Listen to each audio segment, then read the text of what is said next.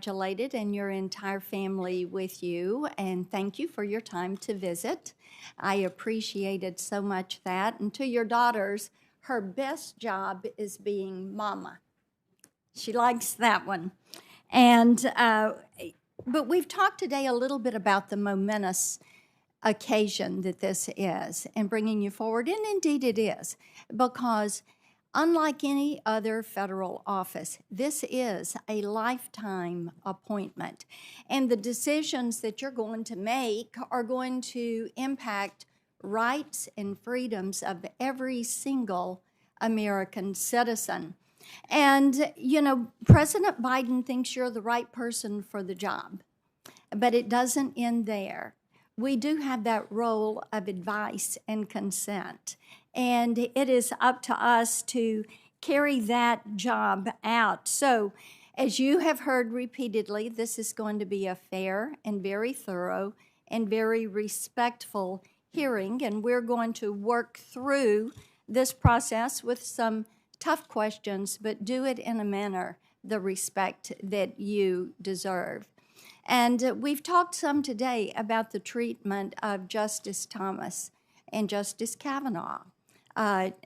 Justice Barrett, who was questioned about her faith and whether that made her suitable for the court. And I know your faith is important to you. We've also talked some about Janice Rogers Brown and the treatment that she endured here.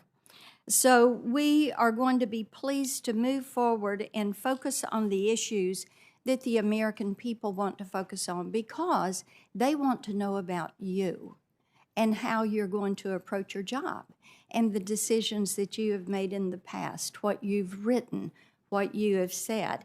And I've got a few areas that I'm going to want to delve a little bit further with you. And we touched on some of these as we talked. Right now, when I talk to Tennesseans, one of the most important things that they bring up is the issue of parental rights and wanting to be able to rear their children as they see fit.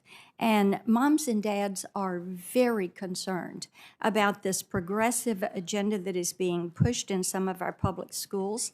Educators are allowing biological males to steal opportunities from female athletes in the name of progressivism. Just last week, an entire generation of young girls watched as those charged with protecting them allowed a biological male to compete and beat a biological woman at the highest level of collegiate sports. Some girls have been forced to share locker rooms with biological males. Rather than defending our girls, those in power are teaching them that their voices don't matter. They're being treated like second-class citizens. And Americans need a Supreme Court justice who will protect our children and will defend parents' constitutional right to decide what is best for their own kids. And here we need a little clarity. At a time when these parental rights appear to be under assault by the radical left, your public comments about, and I'm going to quote you, the transformative power of progressive education, end quote. These are deeply concerning. You serve on the board of a school that teaches kindergartners, 5-year-old children, that they can choose their gender and teaches them about so-called white privilege. This school has hosted an organization called Woke Kindergarten and pushes an anti-racist education program for white families. Your public endorsement of this type progressive indoctrination of our children causes one great concern when it comes to how you may rule on cases involving parental rights. Parents also know that it's only a matter of time before we have the next pandemic, and they're concerned about more mask mandates or lockdowns from unelected bureaucrats that would harm their children's mental health and stunt their development. The American people want a Supreme Court justice who will protect their families' freedoms, not allow government overreach into private family decisions. Now, moms that I'm speaking with raise the issue of crime, and you've consistently called for greater freedom for hardened criminals. At the start of the COVID-19 pandemic, you advocated, and again I quote, for each and every criminal defendant in the D.C. Department of Corrections custody should be released. That would have been 1,500 criminals back on the street if you had had your way. And you used the COVID-19 pandemic as justification to release a fentanyl drug dealer, a bank robber addicted to heroin, and a convict who murdered a U.S. Marshal into our communities. But your efforts to protect convicts began long before the pandemic. You used your time and talent not to serve our nation's veterans or other vulnerable groups, but to provide free legal services to help terrorists get out of Gitmo and go back to the fight. You also have a consistent pattern of giving child porn offenders lighter sentences. On average, you sentence child porn defendants to over 5 years below the minimum sentence recommended by the sentencing guidelines.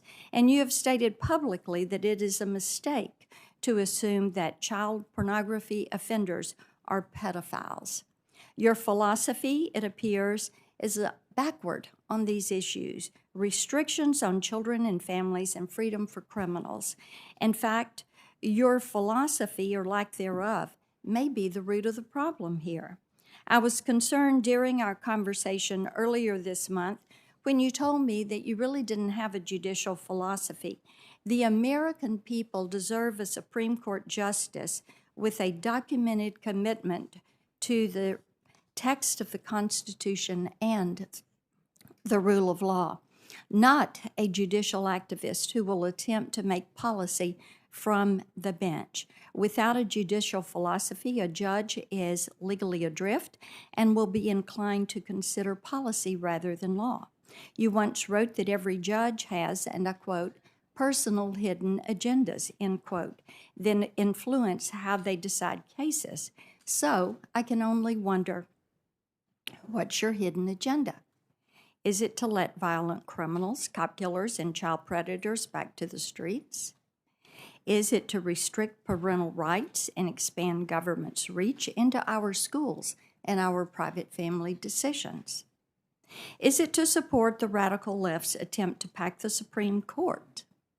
You have praised the 1619 Project, which argues the U.S. is a fundamentally racist country, and you have made clear that you believe judges must consider critical race theory when deciding how to sentence criminal defendants. Is it your personal hidden agenda to incorporate critical race theory into our legal system? These are answers that the American people need to know. So we are going to look at past statements and decisions and seek clarification from this committee before we make our decisions. So let me close again by congratulating you on your impressive career and your nomination to the nation's highest court. Regardless of the outcome of the confirmation process, you and your family should be incredibly proud of all that you have achieved. Your story is a wonderful example of the American dream fulfilled. You are able to sit here today because you were reared and built your career in a free country whose laws protect equal justice and opportunity for all, to ensure that future generations can expect the same blessings and opportunities you receive. We need justices who will be dedicated to justice and the rule of law. Our questions to you over the coming days are going to be tough, but they're tough by necessity because it is our duty to determine whether you will, first and foremost, uphold the Constitution and our nation's founding principles. Thank you so much for joining us. Thank you, Senator Blackburn. All committee members have now completed their opening statements.